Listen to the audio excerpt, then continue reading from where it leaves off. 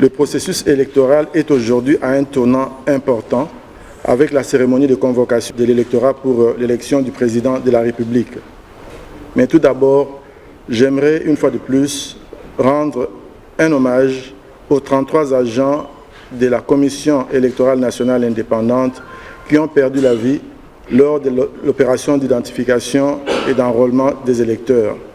Ces personnes ont sacrifié leur vie pour consolider la jeune démocratie qu'est la RDC.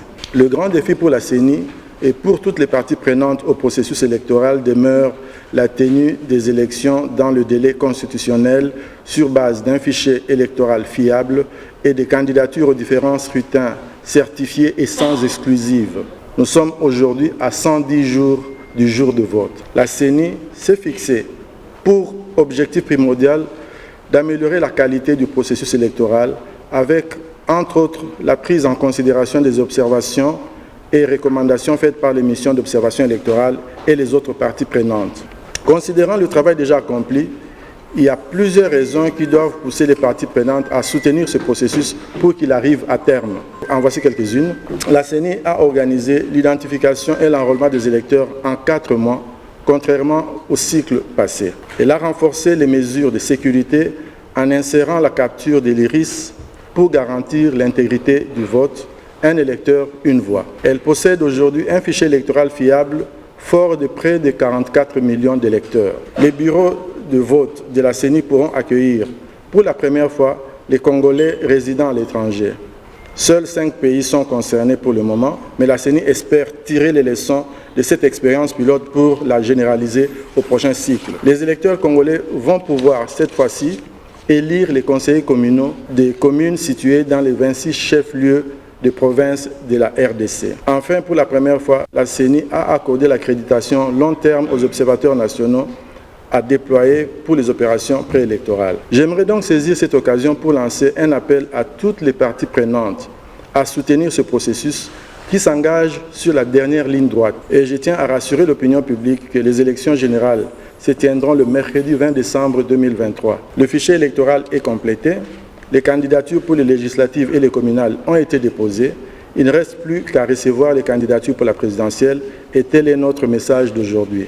À ceux qui pensent ou même espèrent que la CENI va conduire le processus électoral et plus précisément la gestion et la publication des résultats électoraux dans l'opacité et de manière partisane, ils se trompent. La CENI ne souscrit pas à cette négativité. Il s'agit d'un procès d'intention qui, jusqu'à ce stade du processus, s'est avéré sans fondement.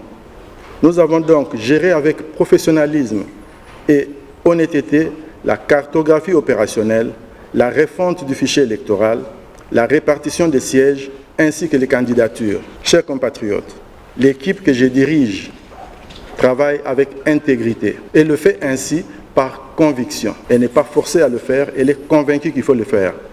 Nous sommes convaincus que ce 4e cycle électoral va hausser le standard en matière électorale et ainsi contribuer à la consolidation de la démocratie et de la paix dans notre cher pays.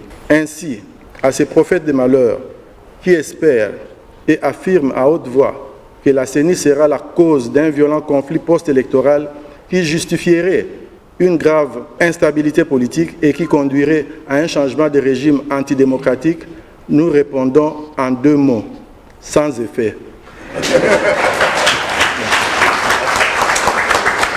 N'oubliez pas que la vision de la CENI est celle de devenir une CENI de standard mondial qui imprime une culture démocratique pérenne en République démocratique du Congo.